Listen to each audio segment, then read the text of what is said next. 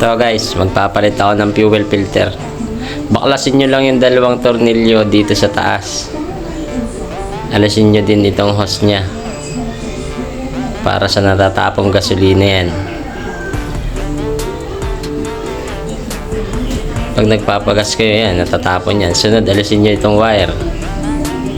May 5 tornilyo dyan. At itong hose na supply ng gasolina, alisin nyo din. Pisain nyo lang, saka nyo hatakin. O, yan o.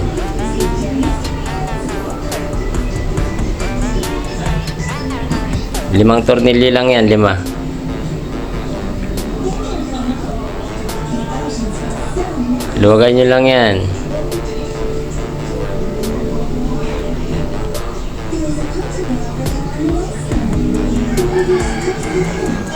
Oh. Pipisain nyo lang yan. Saka nyo hahatakin. Huwag yung pepper side, masisira yan. Masisira ang buhay nyo.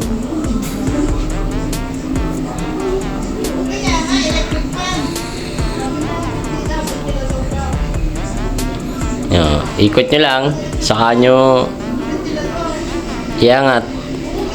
Basta wag nyo pepersahin talaga, masisira ang buhay nyo dyan.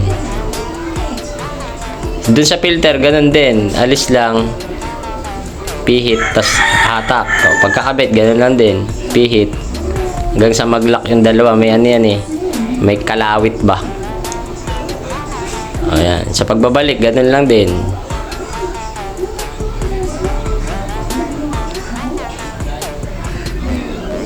Guys, make sure na yung o-ring niya nakalapat para hindi tumagas sa pag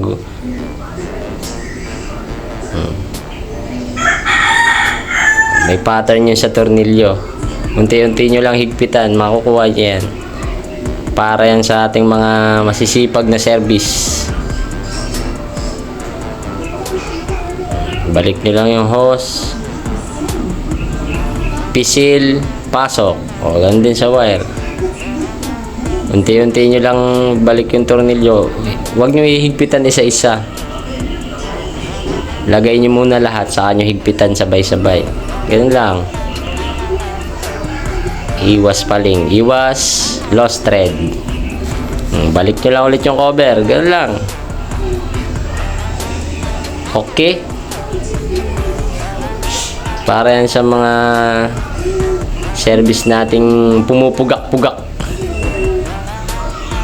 na mahilig magpagas sa mumurahin.